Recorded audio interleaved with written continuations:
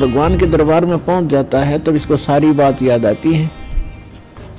जब वहां से चला था, मनुष्य जीवन पाकर आते हैं तो सभी उसके साथी बधाई देते हैं कि मेहर होगी भगवान की तेरे पे, और भगवान ना बोलिए, घनी भक्ति करिए, पीछा छुटवा के आना अब के। तो वहां से हम भी बहुत खुश होते हैं कि परमात्मा अब को और काम मैं नहीं करूं, आपको याद करूंगा, और आप जो मस्तिष्क में लिखा वो तो आप देते ही देते हो। ये तो विधान है भगवान का, और पेट गुजारे के लिए आवश्यक काम करूंगा, बाकी समय में आपको याद करूंगा। तो यहां आने के बाद इसको इतनी भूल गिर देता है ये काल कि ये पिछला सब भूल जाता है, और नए सिरे से इसकी पढ़ाई शुरू होती है। ये तेरा चाचा या तेरी चाची, ये तेरा मामा, ये तेरा बुआ, तेरी बुआ, और इस तरह से फिर इसको पढ़ा करके ये संसारिक ये मंत्र, माया कैसे इकट्ठी करनी चाहिए, बड़ी कोठी बना ले बड़ी इज्जत हो जाएगी, तो ये नए मंत्र सिखाए जाते हैं इसको। और जब ये सत्संग में आता है तो इसको पता चलता है कि एक काम और आवश्यक था इस मानव शरीर का, जो शुरू भी नहीं किया। तो वहां से परमात्मा के दरबार में जब ये जाता है, इसको सारी बात याद आती है, और फिर ये हाथ जोड़ता है धर्मराज के सामने कि हे महाराज, एक मनुष्य जीवन और दे दो, अब के कति नहीं बोलूंगा। धर्मराज फिर उसकी पिछली हिस्ट्री चालू कर देता है। असंख्य जन्म हो गए, हमने मानव शरीर प्राप्त किया, इनमें बकवादों में खोया, और वहां जाके फिर इनमें रोया। तो उसकी थोड़ी सी क्लिप दिखा देता है कि ले, तू तो झूठा बहुत है, और पहले भी ऐसे प्रॉमिस तूने किए थे, एक पूरा नहीं करा। उसकी पिछली फिल्म चला देता, देख इस जन्म में मनुष्य जीवन मिला, क्या कह रहा है तू, और क्या कर रहा है जाके नीचे, और आके फिर क्या कह रहा है, एक जन्म और दे दो, फिर दूसरा, फिर तीसरा। 1 मिनट के अंदर उसको हजारों मनुष्य जन्म दिखा देता है। ये गधे तू ऐसी बकवास करता है, यहाँ आकर तेरी समझ में आ जाती है, वहां तू सुनता नहीं, भाग यहां से। उसको गधे की योनि में ठोक दिया जाता है। तो पुण्यात्माओं, ये गॉड गिवन स्पिरिचुअल नॉलेज है। अब वो शंका भी समाप्त होगी है, कोई नौका किसने देखा है, भगवान ने बताया करके ये। और इसमें भी कोई यूं कहे कि किसने देखा देखी जाएगी, तो वो तो नालायक आदमी, पत्थर है, इंसान नहीं, वो शैतान है। कहते हैं जब माँ के गर्भ में तू रो रहा था, परमात्मा ने तेरी पुकार सुनी और ठीक ठाक तेरा शरीर बाहर कर दिया, और बाहर आके अब तू भूल गया। कहते उस समर्थ की रीझ भुलाई, अब कुल कुटुंब से राता, गर्भ के अंदर बचन भरे थे, कहाँ गई वो बाता। परमात्मा कितने प्यार से समझाना चाहते हैं कि भूल गए उन दिनों को। उस समर्थ की रीझ छुपाई, उस परमात्मा ने तेरे ऊपर रहम किया, खुश हुए, और तेरे को मनुष्य जीवन देकर माँ के गर्भ से संकट से बाहर निकाला। नहीं तो बहुत से बच्चे गर्भ में मर जाते, माँ भी मर जाती साथ में। उसकी मेहर से ही तुम ठीक ठाक यहाँ बाहर जन्म लेते हो। और आज भूल गया उन भगवान की उन बातों को कि गर्भ के अंदर बचन भरे थे, कहाँ गई वो बात। तो पुण्यात्मा,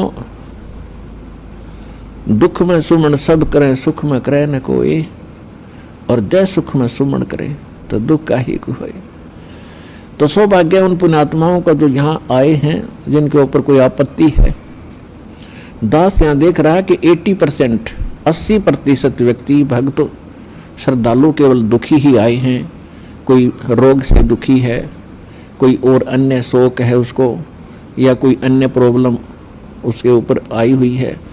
तो आपके लिए वो दुख, आपके लिए वो प्रॉब्लम, आपके लिए वो रोग एक वरदान सिद्ध होगा यदि इस मार्ग पर आप डटे रहे। देखो, एक दिन में कोई वस्तु परफेक्ट नहीं होती। बच्चा जन्म लेता है, आपको खुशी होती है, धीरे धीरे बड़ा होता है, 15, 16, 20 वर्ष के बाद जाकर वो कुछ अपना धंधा करने योग्य होता है। इसी प्रकार आप बीज बोते हो। मान लीजिए आपने आम का बीज बोया, उसकी परवरिश की, देखभाल की, पौधा बना, फिर पेड़ बन गया, और पेड़ बढ़ने के बाद फिर उसका फल लगेंगे। इतने फल लगेंगे कि लदपद हो जाएगा, आप भी खा लोगे, रिश्तेदार भी छक लेंगे। ठीक इसी प्रकार आज आपको जिनको आज मंत्र मिला है, उन्होंने आज ये सत भक्ति रूपी पौधा आपने आज बीज बोया है इसका, और इसकी सिंचाई करना यानी भक्ति करना, दान धर्म करते रहना, मर्यादा रखना, इसकी बाड़ बनाना। बाड़ बनाने का मतलब है मर्यादा रखना, नियम भंग मत करना। धीरे धीरे रे मना, धीरे सब कुछ होए, माली सींचे सो घड़ा, समय आए फल होए। जैसे माली का मतलब है जो उस प्रोसेस से परिचित, उसका विद्वान है, बाग बगीचे लाने वाला, वो बीज बोता है और उसमें सैकड़ों पानी घड़े डालता है, वाटर पानी के, और धीरे धीरे वो बड़ा होता है। उसको मालूम है, उसको 100% ज्ञान है, वो पूरा उसके ऊपर विश्वास है उसको कि एक दिन ये पेड़ बनेगा। अगर मैं इसकी सुरक्षा ठीक रखूंगा, इसको रोग से बचा कर रखूंगा, और बड़ा होए पाछे फिर देखना मेरे वारे न्यारे कर देगा। तो ठीक इसी प्रकार ये राम नाम का आज ये सच्चा बीज बोया है। आज तक तो आपको आम का नाम लेकर बबूल का बीज बुआ रखा था, और उस बबूल यानी किक्कर की डंडी की आप खूब सेवा भी कर रहे थे। तो बबूल कहता बबूला लगेंगे, आम नहीं लग सकते। भक्ति भी करते थे, ऋषि महर्षि भक्ति खूब करी, जीवन गाल दिए, राज भी त्याग के भगवान के लिए जंगल में जा बैठे। लेकिन वो आम का पेड़ ना होने से, आम का बीज ना बोने से बबूल का बीज बो लिया, उनमें सिद्धियां आ गई। आन उपासना करते रहे, पूर्ण परमात्मा की भक्ति ना करके काल भगवान ब्रह्म या ब्रह्मा विष्णु महेश तक की भक्ति करके उन्होंने बबूल का बीज बो के बबूल ही प्राप्त किया। उदाहरण के लिए हिरण्यकशिपु ने ब्रह्मा जी की साधना करके बबूल का पेड़ बोया, और क्या मिला उसको? सिद्धियां आ गई। ये समझ बैठा कि मैं भगवान बन गया, और कैसा जीवन नाश हुआ उस व्यक्ति का। ऐसे ही रावण ने बबूल बोया था भगवान शिव की भक्ति करके, और क्या प्राप्ति हुई? सिद्धियां होगी, रिद्धि आ गई, सोने के महल बना लिए, आकाश में उड़ जाने की शक्ति आ गई, और कुबद कुमाकर सर्वनाश करा के गया। तो पुण्यात्माओं, इसी प्रकार विष्णु जी की साधना करने वाले ये भी शास्त्र विरुद्ध साधना करके अपना जीवन नाश करते हैं, क्योंकि शास्त्र विधि को त्याग कर जो मनमाना आचरण करते हैं उनको न सुख होता है, न कोई सिद्धि होती है, यानी सत साधना की सिद्धि, और न ही उनको कोई उनकी गति होती है, जिस कारण से ये भक्ति करके भी अपना जीवन व्यर्थ ही कर गए। तो ये प्रश्न चल रहा है कि धीरे धीरे रे मना, और धीरे सब कुछ हो। आज नाम लिया है, किसी ने 6 महीने हो गए, किसी ने सतनाम मिल गया है, किसी को प्रथम मंत्र मिला है, और किसी ने 10 महीने हुए हैं, किसी ने 1 वर्ष हो गया, किसी ने 2। जिन भक्तों को 1 वर्ष से ज्यादा हो गया, 2 वर्ष हो गए हैं, आज उनके सुख सुनना, उनके मुंह का थूक सूख जाएगा अपने सुख बताते बताते। इतने सुख देता है परमात्मा।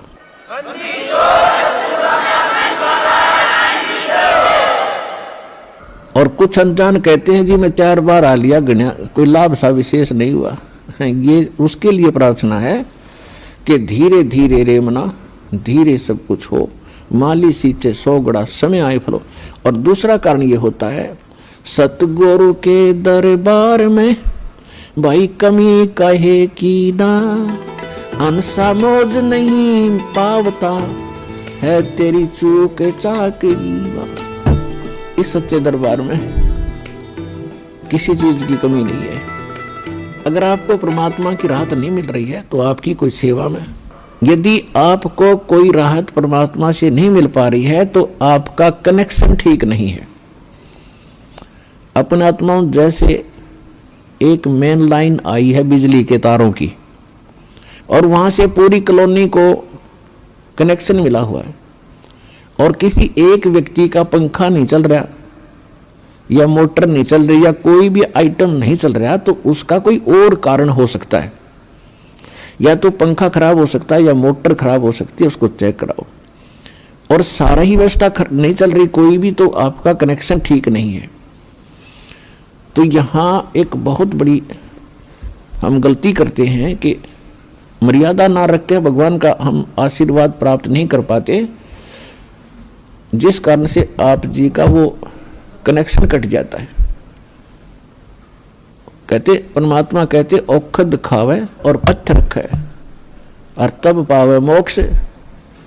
जैसे दवाई लेते हैं, औषधि लेते हैं, तो उसके साथ कुछ परहेज भी होते हैं। तो इस मार्ग में परहेज कंपलसरी है, परमात्मा के इस मार्ग में। और परहेज वही है जो हमने वैसे ना करने चाहिए। बीड़ी, शराब, मांस, तम्बाकू, अन्य देवताओं की पूजा, ये तो वैसे ना करनी चाहिए। बताओ और परहेज क्या है? तो इस करके ये तो अवश्य रखने ही पड़ेंगे यदि आपने भगवान से लाभ लेना है और मोक्ष प्राप्ति करनी है। तो कहने का भाव ये है कि नाम जिन्होंने ले लिया, धीरे धीरे सब काम होंगे।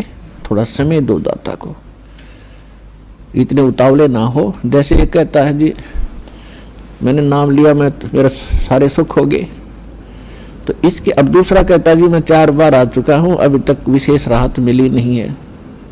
पुण्यात्माओं, ये परमात्मा का मार्ग है, इसके लिए आपने ये ध्यान रखनी पड़ेंगी जो बातें दास बता रहा है। अब जैसे किसी का कोई रोगी है और उसको एक्सीडेंट हो गया किसी का, और उससे ब्लड निकल रहा है, रक्त, और उधर से टांग टूट गई, उस पीड़ा भी बहुत घनी हो रही है, तो डॉक्टर सबसे पहले उस स्थान को ऑपरेशन या किसी कारण से ठीक करेगा जहां से ब्लड निकल रहा है। अगर उसका ब्लड निकल गया तो नाश मृत्यु हो जाएगी, और वो उस तरफ ध्यान नहीं देगा कि टांग टूट रही है और ये रो रहा है, चिल्ला रहा है कि मुझे पीड़ा है। डॉक्टर इलाज भी कर रहा है और वो ये सोच रहा है कि डॉक्टर का ध्यान है, कोई नहीं, मैं मर गया, मेरी तो टांग टूट गई। लेकिन डॉक्टर पागल नहीं है, डॉक्टर पहले देख रहा है कि ये करना आवश्यक है, ये टांग तो बाद में जुड़ जाएगी, इस तो मरा नहीं गा ये। तो इसी प्रकार आपके जिन्होंने दीक्षा ले ली है और जिनके ऊपर कोई ऐसी आपदा आनी है कि आपकी मृत्यु होनी हो, तो पहले परमात्मा उस मृत्यु को रोकेगा, बाकी संसारिक सुख तो फिर आपका ढेर लगा देगा, आपका जीवन एक्सटेंड हो गया था। तो इस बात को आप ध्यान रखना, यह कोई बालकों का लेख नहीं है, और इतने एक मनुष्य जीवन का मिलना हंसी खेल नहीं है। एक सांस भी मनुष्य जीवन की मिलना आपको बालकों का खेल नहीं है, और ये आपको 100-150 वर्ष एक्सटेंड कर देता है। ये परम पिता, ये पूर्ण परमात्मा है।